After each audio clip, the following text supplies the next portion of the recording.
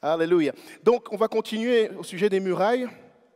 Donc, la semaine passée, nous avons commencé à voir les différents obstacles qui sont dressés par l'ennemi sur le territoire lorsque l'enfant de Dieu veut évangéliser ou témoigner. Donc je vous rappelle que je ne parle pas seulement pour les occasions où nous sortons dehors avec le but spécifique d'aller parler du Seigneur aux gens dans la rue, mais c'est une affaire de tous les jours, d'accord? C'est le témoignage pour lequel nous avons reçu le Saint-Esprit. Il dit, vous recevrez une puissance et vous deviendrez mes témoins lorsque le Saint-Esprit viendra sur vous. Donc c'est un appel pour tous les jours et c'est un enseignement qui concerne votre vie de tous les jours, d'accord? Donc retenez bien tout ce qui se dit et n'attendez pas seulement les jours où nous allons programmer les évangélisations ensemble, mais sachez que le Seigneur déjà vous appelle à chaque jour à vous souvenir de ces enseignements et à mettre en pratique la parole de Dieu avec l'aide du Saint-Esprit. Amen. Et vous ferez vraiment de belles expériences avec le Seigneur sur le terrain. Croyez-moi. Amen. Il y a 2 ans, l'autre fois je disais il y a 1 an, mais c'est déjà il y a 2 ans, quand j'enseignais cela, je partageais toutes les expériences que j'avais pu avoir sur le terrain. Bon, maintenant, ma mémoire est un peu fatigué pour me souvenir dans le détail de ces expériences, mais croyez-moi, peu importe que vous soyez au travail, dans le voisinage, au magasin ou quoi que ce soit, le Saint-Esprit cherche votre attention. Pour une occasion peut se présenter pour pouvoir rendre témoignage du Seigneur. Et si une journée se passe sans que rien par rapport au témoignage que nous rendons au Seigneur, ce n'est pas que le Seigneur n'a pas donné d'occasion, c'est que nous ne sommes peut-être pas attentifs à ce que le Seigneur voulait qu'on fasse à ce moment-là, à ce qu'il voulait qu'on dise, ou bien un de ces obstacles nous a vraiment retenus. Amen. Croyez-moi, chaque jour que le Seigneur nous donne le souffle de vie, il nous permet, ne fût-ce que de semer la parole du royaume dans le cœur de quelqu'un. Amen. De parler de Jésus, d'ouvrir l'esprit de quelqu'un, la pensée de quelqu'un pour se tourner vers Dieu, vers le Seigneur. On va le voir dans une des murailles aujourd'hui. Tout ne se passe pas toujours de la même manière. Je ne dis pas que tous les jours vous allez parler à quelqu'un du sacrifice de la croix, si c'est possible. Dieu merci. Moi, quand je commence, la personne, elle ramasse tout, d'accord, la plupart du temps. Mais des fois, c'est des petites phrases, des petites pensées qui sont tirées de la parole de Dieu, que vous pouvez ensemencer dans les cœurs et qui peuvent provoquer quelque chose dans une personne qui va être ensuite rencontrée par quelqu'un d'autre que le Seigneur mettra sur son chemin aussi, qui va ajouter, etc., etc. Et quelqu'un va terminer dans les mains du Seigneur et vous aurez contribué à cela. Chacun aura apporté sa part, joué son rôle, et quand on arrivera au ciel, on saura vraiment l'impact qu'auront eu ces petites semences que nous avons eues dans beaucoup de cœurs. D'accord ? Beaucoup de fois, quand nous enseignons, quand nous témoignons, nous n'allons pas forcément voir les résultats de nos yeux ici-bas sur terre. C'est quand nous arriverons à la phase finale dans le royaume de Dieu et que tu vas voir quelqu'un que tu avais croisé sur la route et à qui tu avais partagé la parole de Dieu et que tu n'avais plus jamais vu, et bien tu vas le voir au ciel, tu vas dire « Oh Seigneur !» Il va te dire « Oh Dieu merci que tu m'avais parlé ce jour-là et puis un autre m'a parlé et puis j'ai rencontré telle personne et puis quelque chose s'est passé et l'autre a prié pour moi et finalement j'ai donné ma vie à Jésus. » Donc, ne sous-estimez pas ces petits instants, ces petites séquences de quelques secondes, ces petites phrases, ces mots. Quand vous le sentez de le dire, dites-le et confrontez toutes ces murailles. D'accord ? On a vu premièrement la muraille de l'intimidation. Je ne vais pas revenir dessus. Je ne sais pas si on a su faire quelque chose avec le son de la dernière fois. Non ? Vers la fin, oui. D'accord, mais ce n'est pas grave.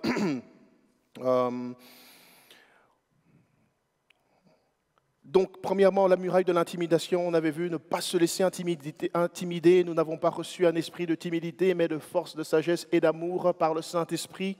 Amen. On veut confronter toute l'intelligence, la sagesse qu'ont les hommes, et on va les confondre avec la sagesse et l'intelligence que donne le Saint-Esprit. D'accord? On ne veut pas faire des échanges d'homme à homme, intelligence humaine à intelligence humaine, des arguments humains avec des arguments humains, mais nous voulons procéder avec l'inspiration que donne le Saint-Esprit, et le Saint-Esprit opère de différentes manières à travers les dons du Saint-Esprit qu'il nous donne. D'accord? Des fois, il nous donne des dons de sagesse, une parole de sagesse, une parole de connaissance, quelque chose qu'il vous révèle sur la personne à qui vous parlez tout d'un coup, peu importe les arguments qu'elle a, les raisonnements intelligents qu'elle a, boum, vous touchez le point sensible et quelque chose se produit, hein, des paroles de prophétie, vous parlez, prenez, l'Esprit Saint vous met à cœur un passage de la parole de Dieu, hein, et vous commencez à donner un exemple de la parole de Dieu, vous parlez de la parole de Dieu, et ça correspond à ce que traverse la personne à l'instant même où vous lui parlez. Un réma rentre dans sa vie et le Saint-Esprit touche son cœur et la muraille tombe. D'accord? Donc, ne pas se laisser intimider par le nombre des gens, hein, qui des fois est supérieur au nombre des chrétiens qui témoignent, qui croient au Seigneur. On nous présente souvent comme étant minoritaires, hein, inférieurs à la majorité du monde qui ne croit pas, d'accord? Mais je me rappelle une parole que le prophète a dit à son serviteur, Ézéchiel a dit à son serviteur qui avait peur quand il a vu la grande armée qui est venue pour les attaquer, il lui dit ceux qui sont avec nous sont plus nombreux que ceux qui sont contre nous, parce que nous avons à nos côtés l'armée des anges, nous avons l'assistance du royaume de Dieu, les témoins dans le ciel, et ils ont un soutien là, hein, ils sont tout un soutien pour nous. Nous devons comprendre que nous ne sommes pas seuls, et surtout le Seigneur est avec nous. D'accord, hein, c'est pour ça qu'il dit, tout pouvoir m'a été donné dans le ciel et sur la terre, allez et faites de toutes les nations des disciples. Qu'est-ce qu'il est en train de dire? Il est en train de dire, les gars, vous êtes en train d'aller au nom de celui qui est le Tout-Puissant, qui a tout pouvoir, d'accord, dans le ciel et sur la terre. Vous n'êtes pas des petits, vous êtes des grands, d'accord. Même si dans le monde on vous considère petit, on vous juge comme petit, vous êtes des grands, vous n'êtes pas des petits. Avançons.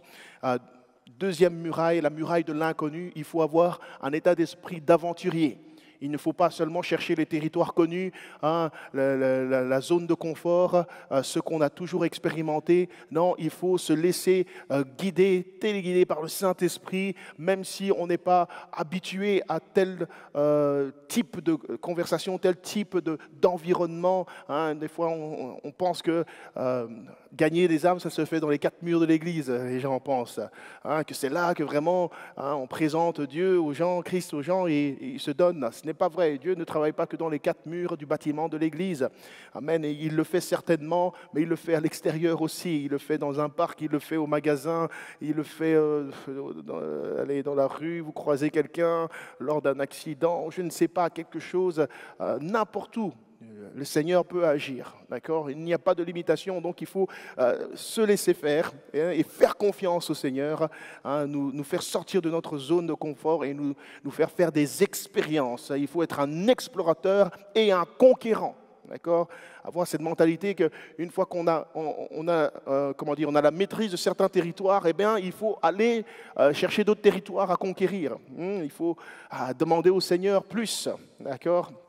Bien, alors, la muraille de la solitude, nous avons vu, d'accord, que le monde vit dans un isolement, un enfermement, et ça peut être une barrière lorsqu'on essaye d'approcher les gens. Hein, ils semblent vouloir rester seuls, et ils sont renfermés, ils sont barricadés émotionnellement, de manière au niveau de la communication, d'accord, et il faut briser cette barrière en utilisant la parole de Dieu, en faisant comprendre surtout que malgré l'état de solitude de ce monde, il y a un Dieu qui veut être proche d'eux. Au fait, Dieu n'est pas loin d'eux comme ils pensent l'être, et il nous envoie vers eux justement pour les rapprocher de Dieu. d'accord? Même si des gens les ont abandonnés, les ont oubliés, il y a un Dieu qui les aime et qui ne les abandonnera jamais et qui ne les oubliera jamais, d'accord? Il faut vraiment penser à ce Dieu relationnel, ce Dieu de proximité, hein, et briser cette glace de la solitude et de l'isolement du monde actuel. On a vu la muraille de la souffrance en 4e lieu. Hein, ce monde est en souffrance et par réactivité, par réaction, d'accord, les gens peuvent manifester des comportements, des attitudes différentes qui donnent l'air qu'ils ne veulent pas entendre de Christ, qu'ils ne veulent pas recevoir la parole de Dieu, mais c'est parce qu'ils souffrent à l'intérieur. Des fois, les gens sont durs, les gens sont méchants, hein, les gens, oui, voilà, sont impolis, ou voilà, ils vous méprisent des fois, et tout ça peut être le fruit d'une souffrance intérieure, d'accord? Donc, à nous d'être sensibles aussi à l'état d'esprit des gens et demander au Saint-Esprit de nous donner le discernement des esprits, d'accord? Hein, de comprendre l'esprit dans lequel une personne répond, réagit, hein, et reçoit ou ne reçoit pas la parole que vous voulez leur apporter. Et souvent, le Saint-Esprit peut vous révéler que cette personne souffre dans tel domaine, hein, dans son cœur, et vous allez alors avoir une parole prophétique justement qui va toucher cela. Ou alors vous avez une idée claire, le Saint-Esprit vous donne une idée claire, un mot clair par rapport à ça, et parole de connaissance. Et là, souvent, ça fait tomber des murailles. Et alors, le partage devient beaucoup plus facile. Amen. Et enfin, on a vu la muraille de la confusion. Ce monde est confus avec beaucoup de croyances, beaucoup de philosophies, d'idéologies. Et donc, quand on va sur le territoire, eh bien, il faut s'attendre à des gens qui croient des choses autres que soi, qui n'ont pas les mêmes idéologies et qui vont vouloir vous parler de tout et de n'importe quoi, d'accord, et ne pas avoir des idées arrêtées, mais il faut savoir naviguer, hein, dans tous ces domaines-là. Hein. À l'époque, je me souviens qu'on avait été évangélisé, j'étais tombé sur un gars qui croyait dans la science et tout cela. Eh bien, on a navigué un peu dans la science et je l'ai ramené à Dieu, justement. En fait, il pensait qu'il y avait que la science qui était juste et droit et, comment dire, qui pouvait tout expliquer. Je l'ai déboussolé en lui parlant de l'amour. J'ai dit, mais explique-moi l'amour, donne-moi des formules mathématiques. Et là, et voilà. Et donc, de fond en comble, on en est arrivé à, ah oui, ok, il y a un autre domaine peut-être dans lequel il faudrait plonger les regards et ouvrir son intelligence pour comprendre la vie, le fonctionnement de la vie dans laquelle nous sommes. Voilà, donc laissez le Saint-Esprit vous guider dans tous les domaines, même si vous n'y connaissez rien dans certains domaines. Des fois, vous ne connaissez rien, vous n'y connaissez rien, mais il y a toujours une parole de sagesse que le Seigneur peut vous donner, même dans cette conversation, qui peut vous aider à ramener une personne justement à considérer que même dans un domaine qui semble ne rien avoir avec Dieu, Dieu est là quand même. Voilà. Donc, on s'était arrêté là, et aujourd'hui on va commencer avec la 6e muraille, c'est la muraille du rejet. Voilà, on avait terminé avec la question de sœur Lindsay. Dommage, ils ne sont pas là. Aujourd'hui, elle aurait entendu la réponse intégrale concernant le rejet. Alors, ne soyez jamais surpris d'être rejeté lorsque vous annoncez Christ. Ça, c'est une des murailles. Il faut être averti et accepté d'être rejeté. On ne peut pas aller sur le terrain du témoignage, de l'évangélisation, en s'attendant à être accepté par tout le monde. D'accord? Bon, d'abord, si le Seigneur nous envoie, c'est parce qu'il sait qu'il y a des gens qui vont nous accepter. D'accord? Ça, soyons clairs, sinon, si c'était peine perdue, bon, je pense que, voilà, il nous l'aurait dit aussi. Mais il a dit que la moisson est grande, d'accord? Donc, il y a des gens à récolter dans le royaume de Dieu. Il y a des choses, des résultats à avoir, d'accord? Donc, les gens qui doivent recevoir sont là.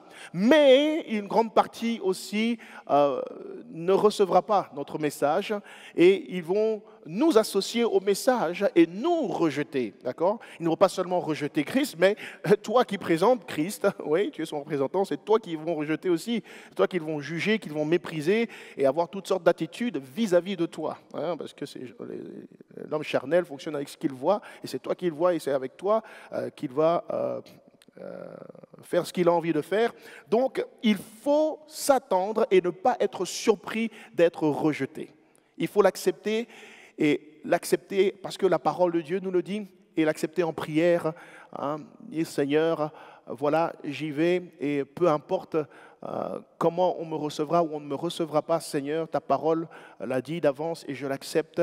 Je renonce à moi-même, j'accepte de ne pas faire partie du lot du monde. Et je suis d'ailleurs reconnaissant, parce que ceux qui sont du monde, d'accord, ne sont pas du royaume de Dieu et ne sont pas sauvés. Mais moi, tu as fait de moi justement un être nouveau à part dans ton royaume. Je suis content d'être rejeté du monde. Amen. Il faut faire mourir le soi, le moi, qui est dans l'évangile de Luc, Luc chapitre 6, verset 22. Jésus a pris vraiment la peine de nous prévenir de ce cas de figure. Il a dit, heureux serez-vous lorsque les hommes vous haïront, lorsqu'on vous chassera, donc rejeté, vous outragera, et qu'on rejettera votre nom comme infâme à cause du Fils de l'homme. Amen. Heureux, dit-il. Donc, l'enfant de Dieu est censé ne pas être triste lorsqu'il est rejeté, mais il est censé être heureux. Pourquoi? Parce que s'il ne fait pas partie du monde, c'est qu'il fait partie du royaume de Dieu. Voilà.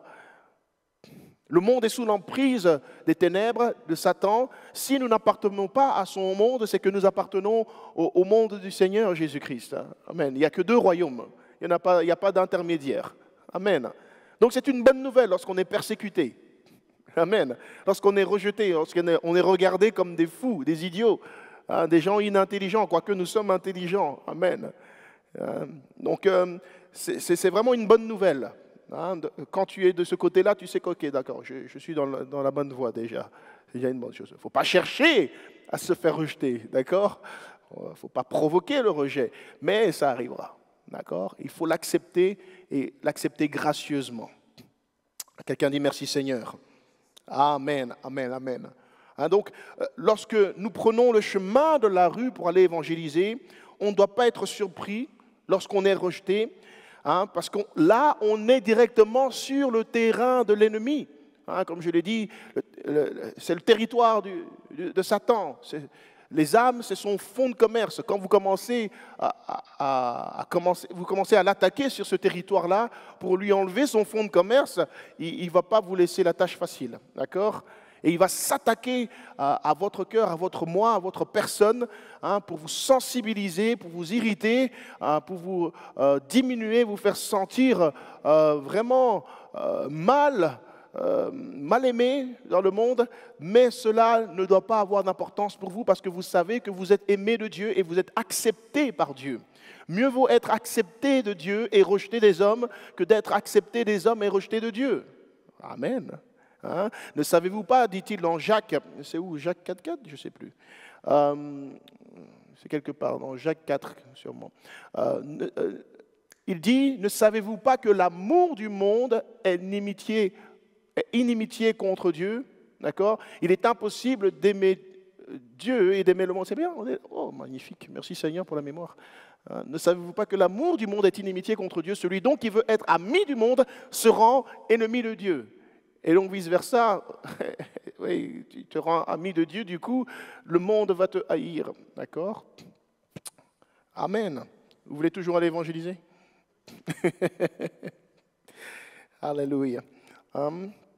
Donc, le diable ne va pas vous dresser un tapis rouge sur le lieu du travail, à l'école, peu importe où vous êtes.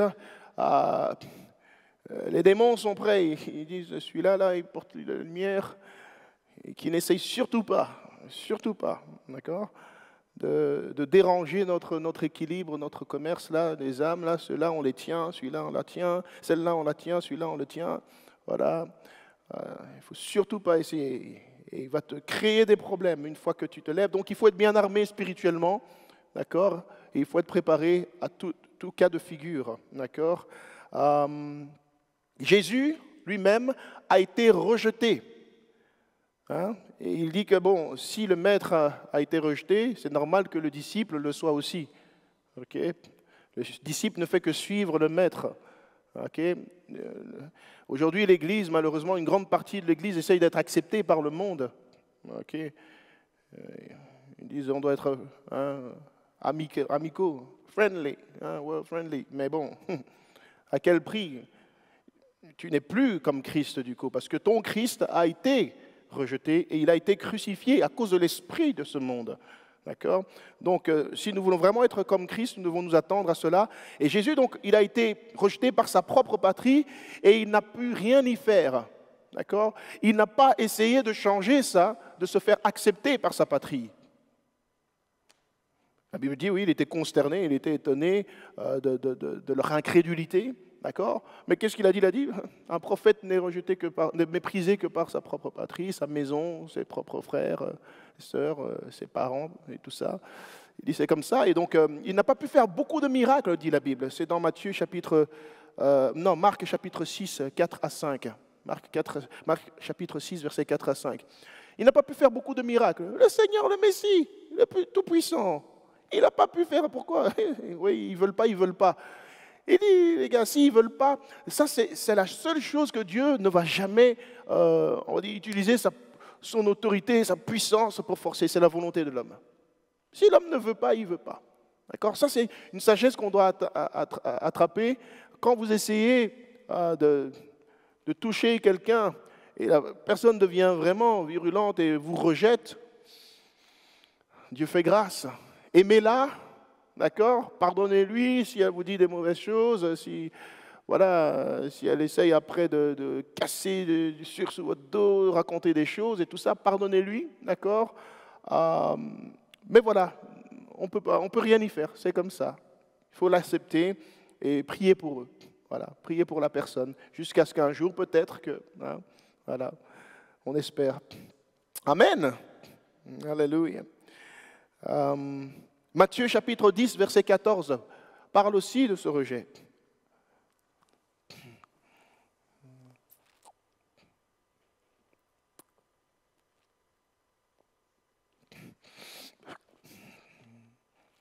Lorsqu'on ne vous recevra pas et qu'on n'écoutera pas vos paroles, sortez de cette maison ou de cette ville et secouez la poussière de vos pieds.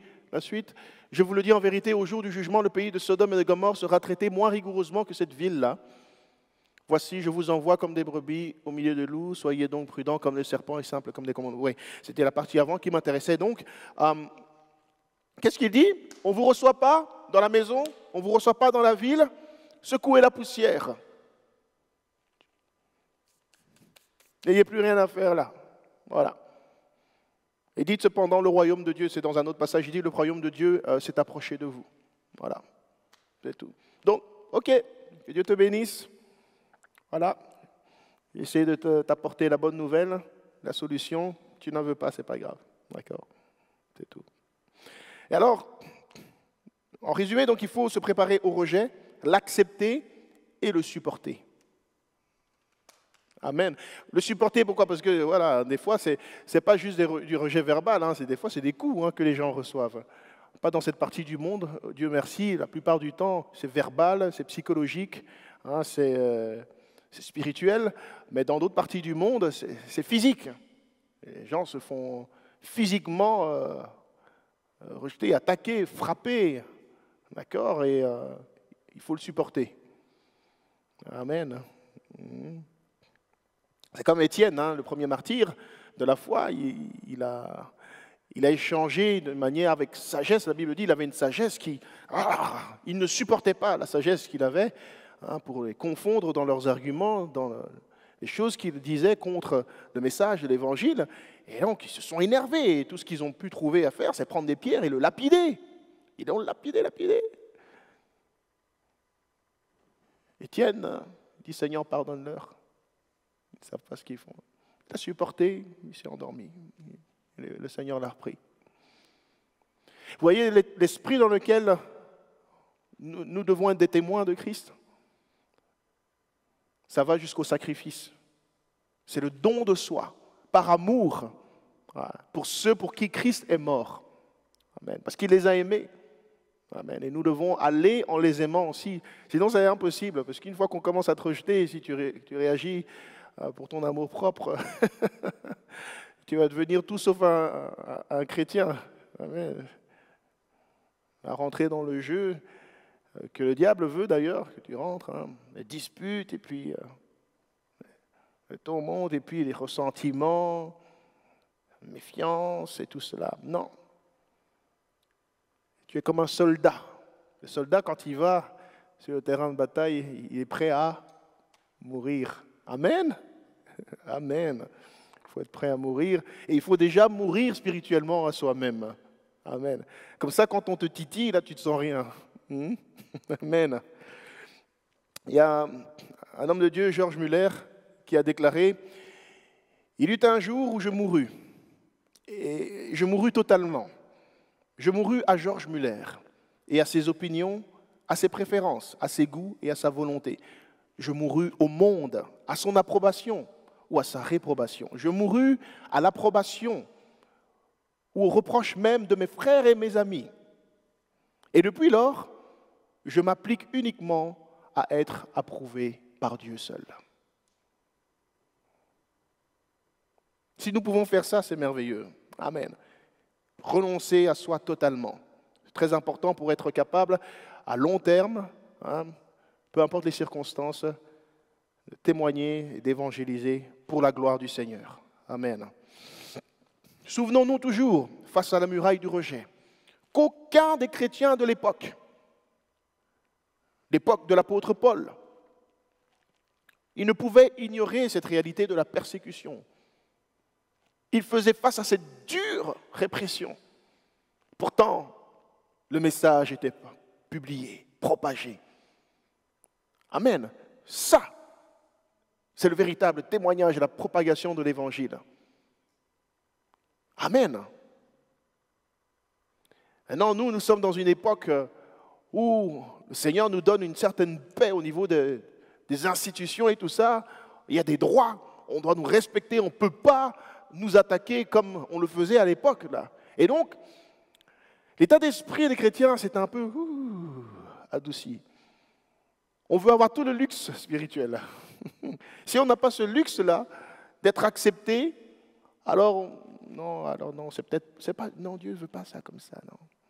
Non, Dieu veut pas que tu souffres. Non, c'est pas le Seigneur. Mais Dieu t'aime, bon sang. Mais non, on a oublié le véritable évangile. On a oublié la racine. Amen. La racine, elle nous dit que les chrétiens, les enfants de Dieu qui témoignent de Christ sont haïs par l'ennemi, par son royaume, par l'esprit de ce monde. Et il inspire les hommes charnels qui ne connaissent pas le Seigneur à nous haïr et à nous repousser, à nous rejeter. D'accord? Amen.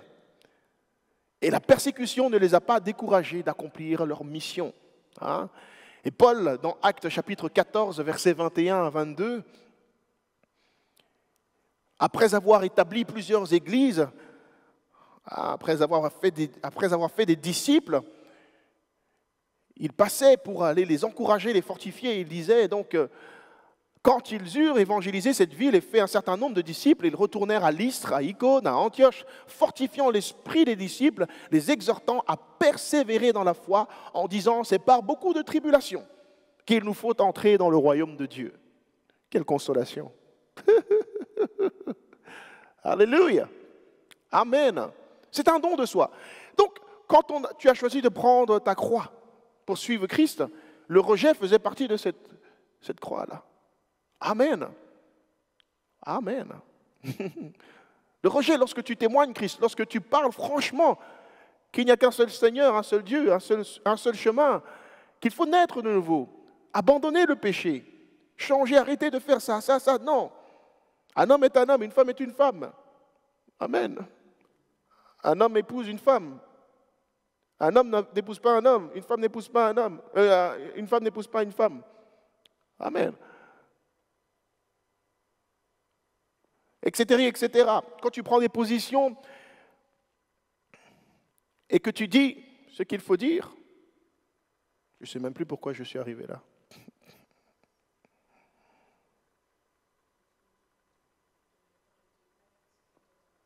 Oui. J'ai perdu mon fil.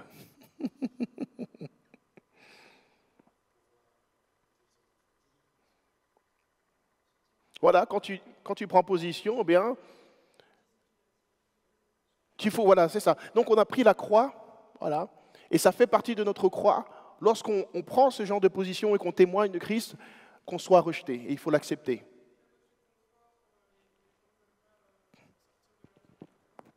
Oui.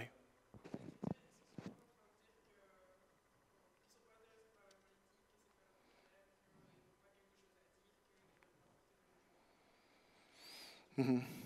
Mhm. Il y a beaucoup de confusion là dans ce domaine-là. Dieu peut susciter des enfants de Dieu à intervenir et à propager l'évangile dans le milieu politique. Ce n'est pas impossible. D'accord ? On ne dit pas de faire de la politique pour faire de la politique. Là, on en parlait de vraiment propager le message de l'évangile. Et Dieu, voilà, l'a fait à plusieurs reprises et il ne s'est jamais limité à seulement travailler parmi le petit peuple, comme si les autorités, Dieu il avait peur, ou bien c'est pas trop son domaine, il n'y connaît rien. Non, non, oui.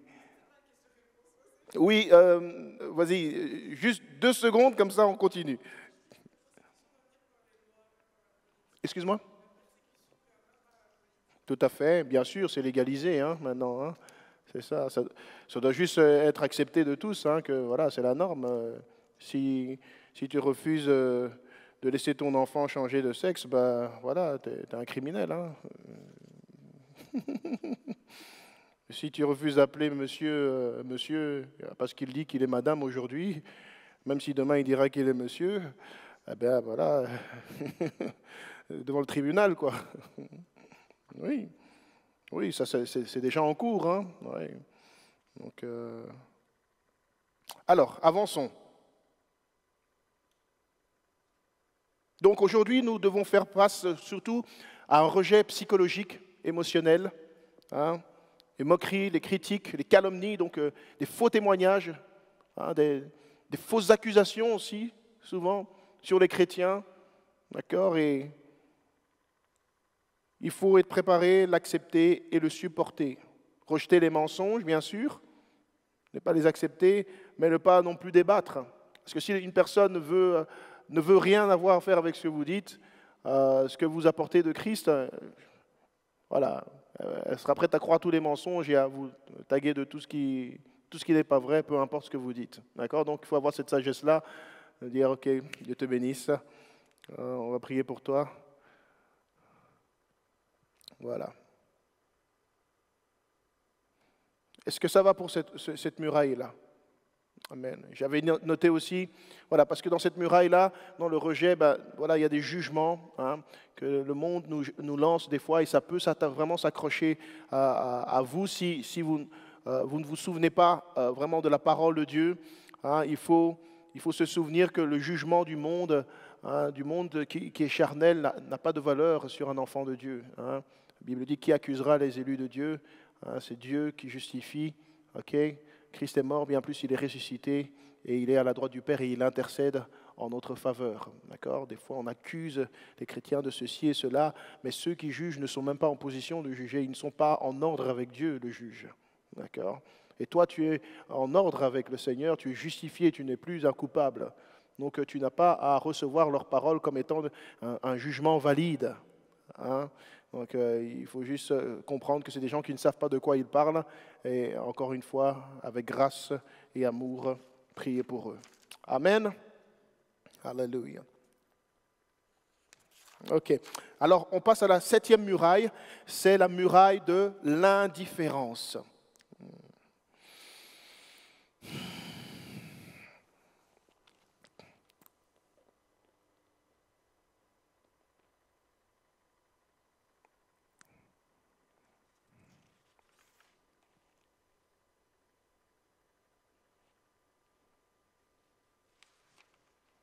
Alors dans le monde,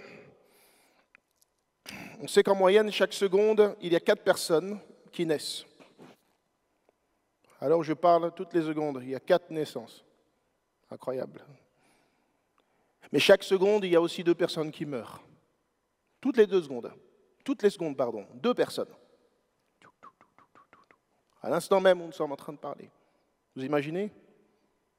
Et parmi cette foule de gens qui meurent, une grande partie ne connaissent pas le Seigneur et sont récupérés par les démons en enfer. Et ils connaissent les ténèbres, le tourment, la souffrance, qui n'est qu'un acompte du jugement éternel qui attend les âmes qui ne connaissent pas Christ, qui sont morts dans leurs péchés. Donc, quand on a cette conscience de la vie et de la mort, et de la vie après la mort, de ce qui se passe réellement pour les âmes, quand on est conscient de cela et que cela est entre nos yeux, on ne peut pas être indifférent. Ça doit pousser normalement à évangéliser, à parler aux gens, avant qu'elles ne soient récupérées par les ténèbres pour être torturées. Si on a l'amour de Christ en nous, si on est animé par la passion de Dieu, c'est de nous voir être sauvés. Amen. Ce n'est pas de donner une maison, ce n'est pas de donner des richesses, même pas une guérison temporaire. Ça, c'est des moyens où il nous convainc, d'accord? Il montre que sa parole est véritable. Sa passion, c'est de nous voir totalement lui appartenir, pour que lorsque nous nous éteindrons physiquement parlant, notre esprit ne doive pas aller souffrir éternellement en enfer. Mais que ces anges puissent être envoyés pour nous récupérer, parce que notre nom est écrit dans le livre de vie. Ça, c'est la passion de Dieu. Amen. Évangéliser, c'est arracher les âmes de la perdition. Ça doit être le moteur de l'évangéliste, de l'enfant de Dieu qui témoigne. Amen. Paul, il avait cette conscience de la terrible réalité qui attend ceux qui meurent sans Christ, dans le péché, sans avoir renoncé au péché pour naître de nouveau conformément à la parole de Dieu. Il était conscient de cette terrible réalité. Alors, dans 2 Corinthiens chapitre 5, verset 14, il écrit quelque chose. Quand je l'ai lu la première fois, j'ai vu, waouh, il m'a dit, l'amour de Christ nous presse. Alléluia. Ce qui le pressait, c'était l'amour de Christ. Pour qui? Pour les âmes. Nous devons être remplis à ce point-là, par le Saint-Esprit, et guidés à ce point-là, par le Saint-Esprit, en sorte que nos sentiments sont ceux de Christ. L'amour pour les âmes, c'est pour ça qu'il a allé jusqu'à la croix. Et l'amour pour les âmes, c'est pour ça que nous devrions avoir cette envie de parler du Seigneur chaque jour que nous avons le souffle de vie. L'amour de Christ nous presse, dit-il, parce que nous estimons que si un seul est mort pour tous, c'est-à-dire Christ, tous donc sont morts. Vous avez compris cette phrase? Il dit, si il est mort pour tout le monde, ça veut dire que tout le monde était mort. Mort spirituellement, destiné en enfer. Amen. C'est-à-dire que quiconque ne connaît pas Jésus, n'a pas donné sa vie à Jésus, elle est mort. Sont morts. Amen. Et c'est quelque chose avec lequel il faut beaucoup travailler. Et on en a besoin à notre époque parce que, encore une fois, cette réalité a été diluée, elle a été étouffée, elle a été perdue dans l'Évangile. Oui. Beaucoup de chrétiens de nos jours ne croient même pas qu'il y a un réel enfer ou un réel paradis. Et ça, c'est une des grosses causes de l'indifférence. Quand tu sais que quelque chose de terrible attend, tu vas tout faire pour être à jour et faire ce qu'il faut. Amen. Quand tu sais que ton fils, ta fille, ton père, ta mère, qui n'ont pas donné leur vie au Seigneur, tes amis que tu aimes n'ont pas donné leur vie au Seigneur et que c'est les ténèbres de l'enfer, les souffrances de l'enfer qui les attendent, tu seras comme l'homme riche qui s'est retrouvé en enfer et qui a dit, il va dire à mes frères de ne pas venir dans ce lieu. Mais aujourd'hui, on a dilué l'évangile, on l'a remplacé. Satan a fait ça.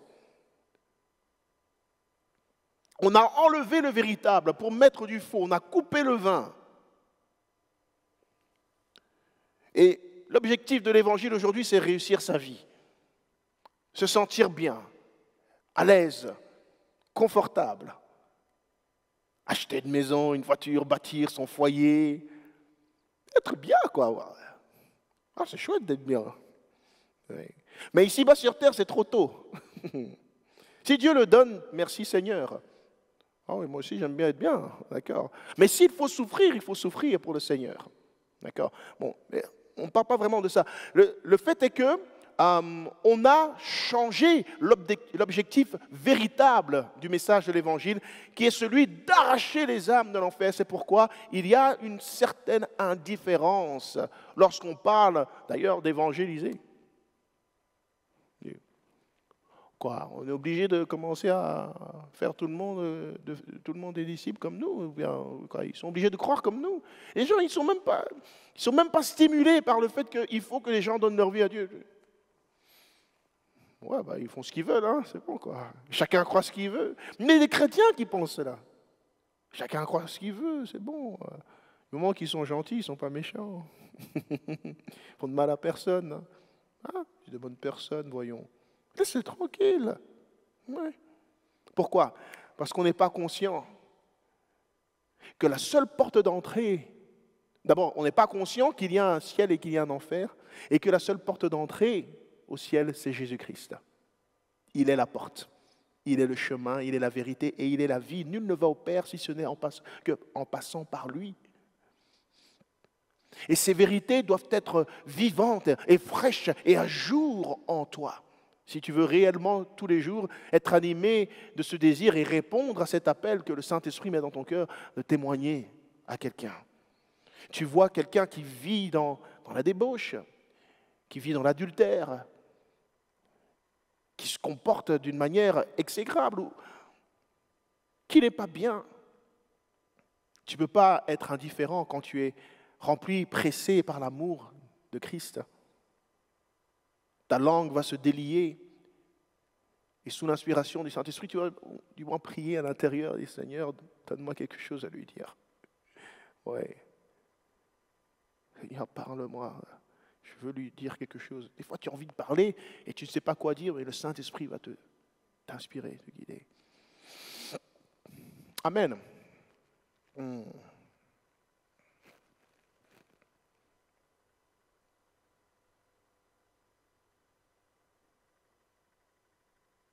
Donc, nous ne devons pas nous laisser influencer et contaminer par l'ambiance d'indifférence qui gagne la plupart du monde aujourd'hui. C'est là la muraille de l'indifférence. L'indifférence est contagieuse, surtout de ce côté du monde, au niveau principalement des pays riches, l'Europe, de l'Ouest. C'est vraiment ce côté tranquille.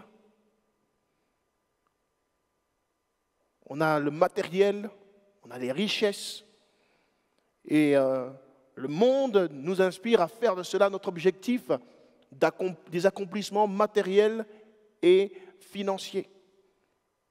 Ça, c'est l'esprit du monde. Quand tu as accompli ça, tu es quelqu'un, tu as fait quelque chose. Ah, tu as fait la vie. Non. L'enfant de Dieu doit rester conscient que ça, c'est la plus petite des richesses.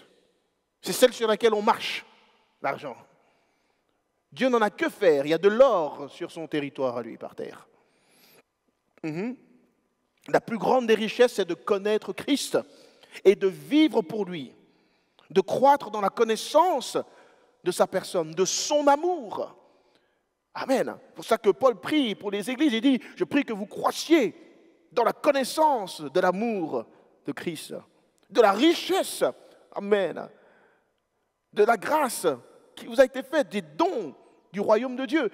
Hein, croissez dans la connaissance de la hauteur, la profondeur, la largeur de son amour. Naviguez là-dedans. Ça, c'est la plus grande des richesses. Il dit, en connaissant Christ, maintenant, il considère toute sa connaissance. Paul, c'était un homme éduqué, érudit. Ah oui. Pas n'importe qui. Paul, c'était vraiment l'apôtre intellectuel. Pierre, c'était un homme pécheur. Il n'avait pas de formation quelconque. Mais Paul, lui, c'était... Mais il dit, je considère tout ça comme rien maintenant. lorsque je considère Christ. Tout ça, c'est de la boue, ma connaissance. Ce n'est rien, une fausse sagesse. La sagesse, elle est celle qui vient d'en haut, celle de Dieu. Amen. Donc ne nous laissons pas gagner par cet état d'esprit, cette ambiance indifférente qui gagne ce côté du monde. L'évangéliste qui a fait le livre duquel je m'inspire, il parle d'une expérience. Il dit qu'en Allemagne, il était allé avec une équipe de jeunes, ils ont été évangélisés, et il était surpris. Il y avait vraiment un monde un peu bien mélangé, cosmopolite, de toutes les origines, et les gens avaient tous les styles. Il y avait un beau mélange, djellaba, gothique, rock et tout ce que vous voulez. Et les gens n'étaient pas virulents, il n'y avait pas d'opposition particulière. Ils n'étaient pas méchants, mais ils étaient indifférents. Ça ne les touchait pas vraiment. Bon. Ils voulaient bien écouter ce qu'on leur disait. Oui, qu'est-ce que tu as à me dire? Oh, ça m'intéresse pas. Les gens sont désensibilisés. Tellement d'autres valeurs, fausses valeurs, ont pris le dessus. Et c'est une muraille face à laquelle nous sommes confrontés. Souvent, quand je suis dehors et je regarde les gens, je dis, c'est incroyable quand même, Seigneur, j'ai l'impression que personne se soucie vraiment de connaître Dieu, ils s'en foutent complètement. Ils font leur vie. Oh, personne n'a de conversation par rapport à cela. Ce n'est pas dans la culture. C'est étrange quand même. C'est à ce point-là que le diable a anesthésié la pensée des gens. Les gens se tournent difficilement vers les choses de Dieu. Et ils en parleront difficilement. Mais ça ne veut pas dire que le besoin n'est pas là. Amen.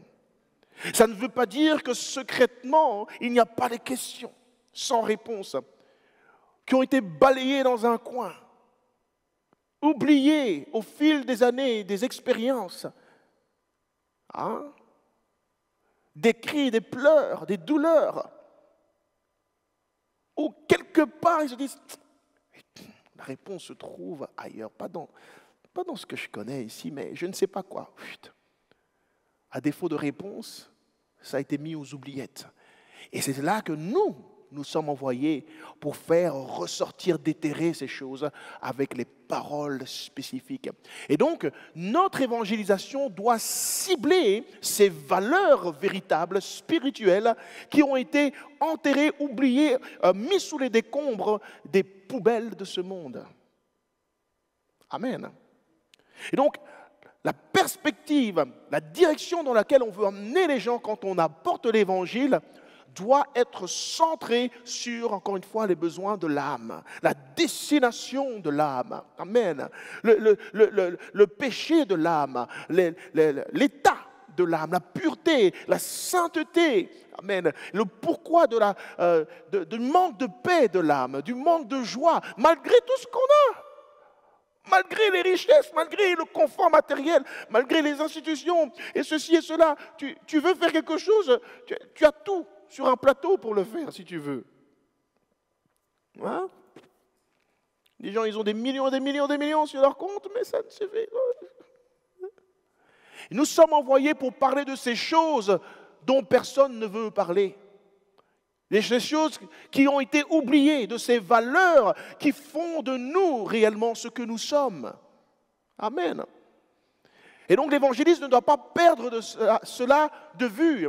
Et quand tu es réellement toi-même porté sur des valeurs célestes, sur les choses d'en haut et non pas celles d'en bas, tu n'es plus indifférent et tu n'as plus l'impression que l'indifférence qui est devant toi ne peut pas être renversée.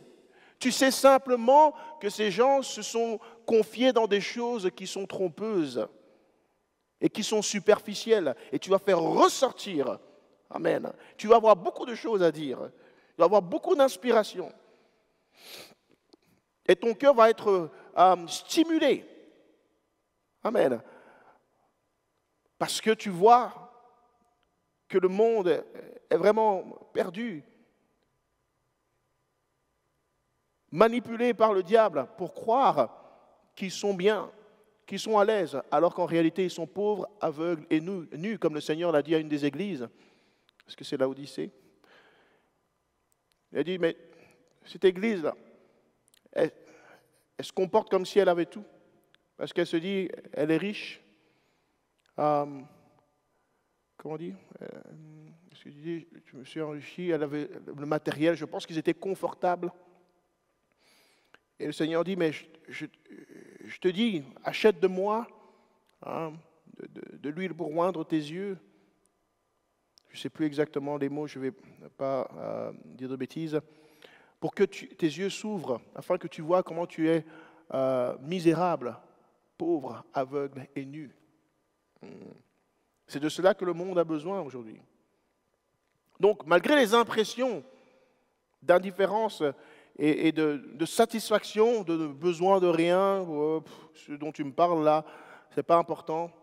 Il y a un besoin réel et ça ne doit pas nous décourager. Justement, quand on voit que les gens sont indifférents, il faut aller chercher ce qui est caché là au fond, qui va à nouveau ouvrir leur intelligence, leur conscience, leur esprit. Dire, ah oui, ok. Il faut secouer le cocotier par moment. Amen. Alléluia. Amen. Donc, cette muraille, elle n'est pas que dans le monde. Elle est aussi dans l'Église. Je disais, l'Église est confortablement assise et elle fait sa vie tranquille. Et nous ne pouvons pas nous laisser influencer même par l'état d'esprit de gens qui sont chrétiens. Amen. Tu as l'appel, tu ressens l'appel, mais après tu vois les autres, comment ils vivent leur vie chrétienne, de quoi ils s'occupent, les messages qui sont prêchés. Oui, je dis bien les messages, tu vois ce qui est enseigné depuis le pupitre. Tu t'assieds confortablement, tu te dis, bah, c'est comme ça la vie chrétienne. Et tranquille. On va à l'église, pendant des heures, les gens sont capables de louer, de faire des prières, mais pas une fois dans la semaine, ils vont parler de Christ. Voilà. Oui. Alors ça, c'est de l'hypocrisie, c'est de la fausse religion. Ce n'est pas réel, d'accord? Ce qu'il y a à l'intérieur doit se manifester à l'extérieur, doit se propager. Vous êtes la lumière du monde. Amen. Il ne nous a pas allumés pour nous cacher dans le bâtiment de l'église. Dehors, tu ne dis rien, tu entends quelqu'un qui pose des questions vraiment pertinentes et tu sais que la Bible répond à ces choses-là, ta foi répond à ces choses-là. Bon, tu ne dis rien, tu ne veux pas qu'on te voit comme un illuminé. Tu es illuminé, tu es la lumière.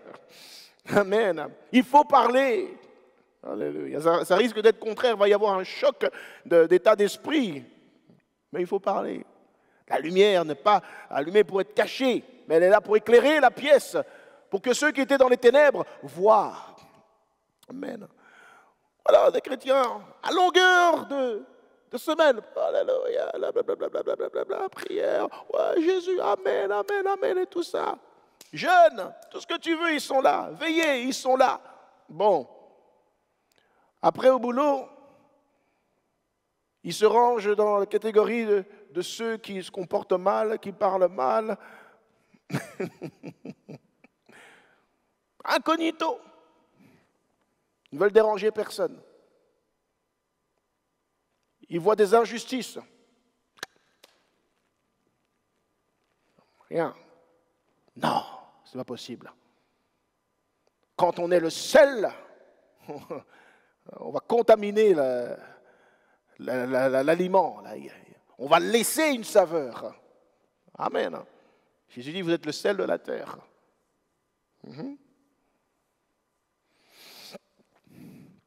Donc, ne nous laissons pas gagner par cette indifférence qui même se trouve dans l'Église, mais soyons constamment allumés par le feu du Saint-Esprit. Répondons à cet appel parce que c'est la volonté de Dieu. De témoigner, amen, de parler de Christ. C'est pour ça que le Saint-Esprit est venu en nous. Amen. Alléluia. Il ne faut pas mettre le Saint-Esprit au chômage ou bien le détourner de sa fonction. Alléluia. Est-ce qu'on a... Oh, Seigneur. J'ai parlé beaucoup aujourd'hui. Je continue un peu. Alors, la muraille de nos clichés. Muraille numéro 8. Les clichés.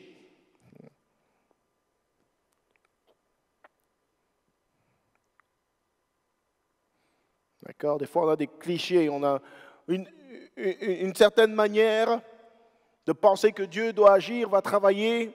Hein, quand on va évangéliser, on se fait des idées. Quand on va témoigner, on se fait des idées. Le Seigneur va, hein, en fonction de nos expériences, la façon dont on s'est donné au Seigneur, ce qu'il a fait dans notre vie, hein, les processus de conversion et compagnie, on s'attend à avoir la même chose pour tout le monde. D'accord?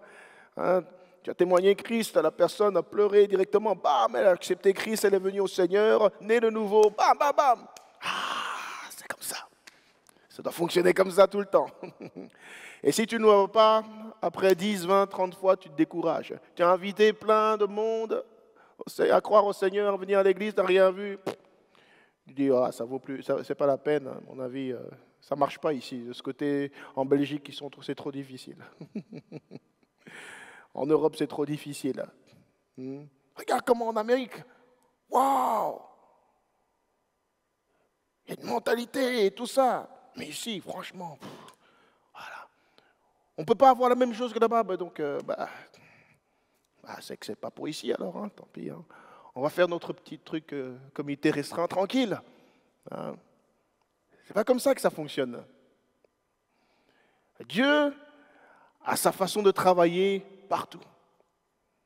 Et d'une manière ou d'une autre, on est capable de gagner les âmes, sans que ce soit du copier-coller. Amen. L'expérience que tu as eue avec une personne ne doit pas être la même avec l'autre, avec une autre encore.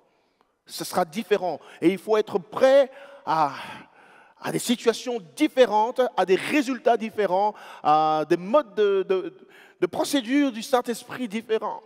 Des fois, c'est à travers une parole que tu vas réussir à toucher quelqu'un. Des fois, la parole ne va pas suffire, tu vas devoir prier avec la personne.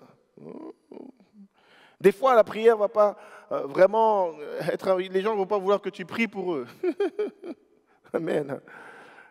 Des fois, il faut un geste d'amour, d'attention, tout simplement. Un comportement, une attitude que tu vas avoir sans que tu essayais même d'attirer leur attention par rapport au Seigneur. Et là, il y a un déclic. Amen. Donc Dieu peut tout utiliser, toutes les situations, chaque territoire, chaque circonstance, pour attirer une âme à lui. Amen. Il faut être éveillé, rester éveillé à cela. Alléluia. Toutes les conversions ne sont pas rapides et radicales. Comme je disais au début, des fois tu vas témoigner à cette personne et tu ne verras jamais le résultat de tes propres yeux. Tu vas devoir rencontrer une autre personne. Et encore une autre personne, des fois. Et un jour, tu entendras, ah, mais oui, j'ai donné ma vie au Seigneur. Oh! Mais toi, entre-temps, tu t'es découragé et tu te dis, bon, moi, j'arrête. Hein, j'ai hâte de parler du Seigneur parce que quand je leur parle, au fait, ils s'en vont.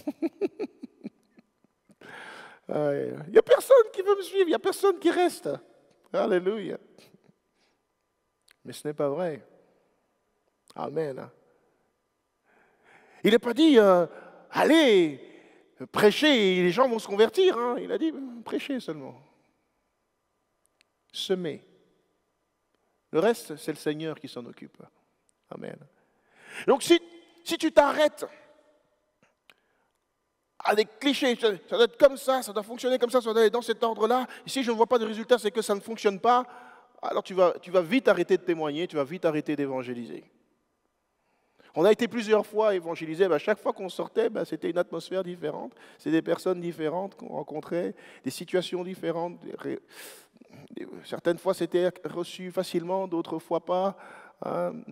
Frère Jerry, je me souviens, il s'est fait balayer par une jeune fille. Il voulait lui parler, il a vraiment lâché un vent.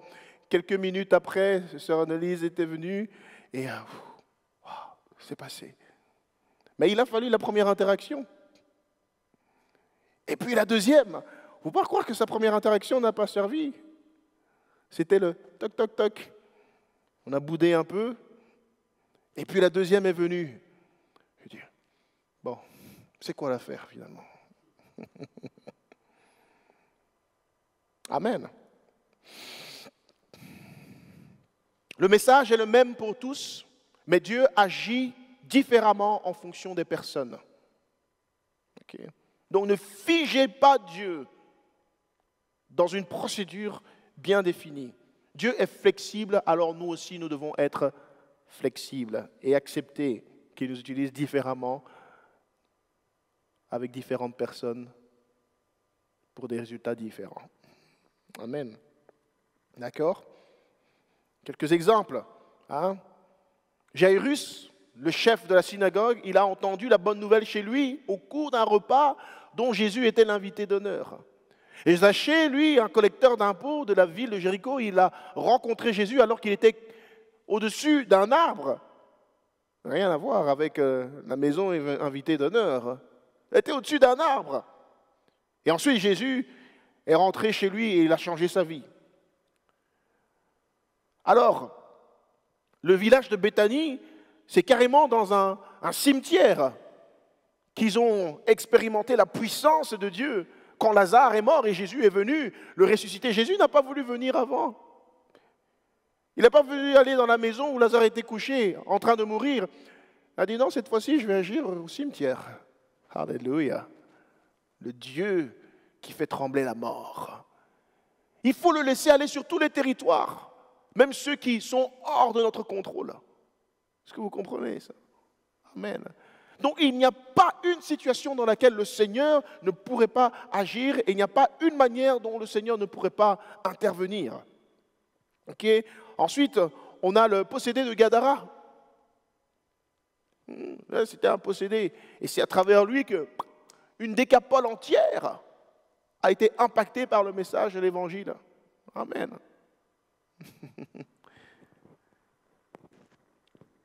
Un autre, lui, il a rencontré le Seigneur sur sa croix où il était en train de mourir. Situation complètement différente. Ouais. Corneille, lui, il a reçu l'Évangile dans sa maison avec ses amis et sa famille qu'il a invités pour entendre l'Évangile. Il y a des cas comme ça. L'eunuque éthiopien, lui, il était sur son char, dans un lieu désert. Et Dieu fait apparaître Philippe. Et il reçoit ainsi le message de l'Évangile. Et enfin, Paul, Saul de Tarse. Lui, c'était en chemin pour commettre le crime contre Dieu.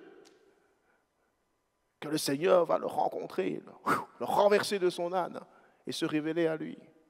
Tellement de situations variées dans lesquelles Dieu veut intervenir.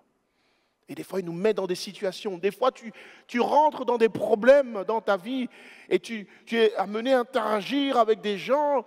Tu n'aurais jamais imaginé te trouver dans une situation, aller dans un endroit, faire face à telle et telle chose, faire telle démarche. Mais en fait, le Seigneur est en train de se servir de toi pour faire briller la lumière de l'Évangile. Mais tu es tellement plongé dans ton problème, inquiet de ta situation, que tu oublies de témoigner de Christ à quelqu'un qui a réellement besoin de connaître Christ. Amen. Paul, il était les mains liées. Et il a été emmené devant des gouverneurs, des rois. Et qu'est-ce qu'il a fait? Il ne s'est pas inquiété de ses chaînes. Oh, il a défendu sa cause. Mais quand il a eu l'occasion, il a commencé à témoigner Christ au roi Agrippa. Il a dit, tu vas bientôt me convaincre. Ouais. Ça, c'est vraiment un témoin de Christ. Tu as donné ta vie pour ça. Amen. Alléluia. Donc retenez, les problèmes de notre vie nous amènent des fois à des interactions qui sont stratégiques pour Dieu. Dieu ne va pas empêcher le problème parce qu'il dit, je veux que tu rencontres tel problème. Personne. Amen. Alléluia. Des fois, ça peut être un accident sur la route. Je me souviens, ma petite sœur, elle était petite. Ma mère l'amenait à l'école. Moi, je n'étais pas là. Mais alors, apparemment, il y avait un passant donc, sur le trottoir qui passait avec son chien. Et le chien, apparemment, a eu un geste brusque, comme s'il allait vers la petite sœur. Alors, elle a paniqué et elle est passée sur le côté de la route. Et en même temps, il y avait un bus qui arrivait. Et de justesse, le bus est passé à côté, il s'est arrêté, et c'était la panique partout. Ah, on pensait qu'on avait écrasé ma petite sœur. Dieu merci, il s'était rien passé. Alors il y a une dame, apparemment, elle est rentrée dans le bus, et elle a commencé à crier sur le chauffeur de bus, parce qu'elle pensait que c'était le chauffeur de bus qui avait fait l'erreur. Et apparemment, elle commençait à vouloir le taper. Ah, mais qu'est-ce que t'as fait, la petite? Alors, cet homme, il était peiné dans son cœur. Qu'est-ce que j'ai fait? Et il conduisait justement un bus avec des enfants dedans, apparemment. Seigneur. Ouf. Vous imaginez? Il a eu la peur de sa vie et il est descendu. Finalement, il vérifiait. Elle était juste tombée, mais il n'y avait rien. Mais il se sentait tellement mal. Et ma mère, sur le moment même, je ne sais pas qu'est-ce qu'il a pris. Apparemment, ils ont interagi un peu, parlé et tout. Et elle lui a parlé du Seigneur. Je ne sais pas pour le calmer ou je ne sais pas vraiment qu'est-ce qui l'a poussé, mais elle lui a parlé du Seigneur et elle l'a invité à l'église. C'était à Nivelles à l'époque. Et bien cet homme, il est venu à l'église. Pendant plusieurs semaines, il a entendu le message de l'évangile. Il est venu peut-être parce que, voilà, il se dit, oh, je vais faire ça au moins pour montrer ma bonne foi pour la petite. Je ne sais pas ce qui l'a motivé, mais néanmoins, il est venu plusieurs semaines entendant la parole de l'Évangile. Et il a amené une connaissance à lui par après. Donc le Seigneur peut faire des choses vraiment de manière incroyable. Je ne sais pas ce qu'il est devenu, parce qu'il n'est pas resté. Néanmoins, il a entendu la parole. La semence est entrée. Je ne sais pas, peut-être aujourd'hui, qui sait. Quelqu'un a dû terminer le travail. Amen. Alléluia.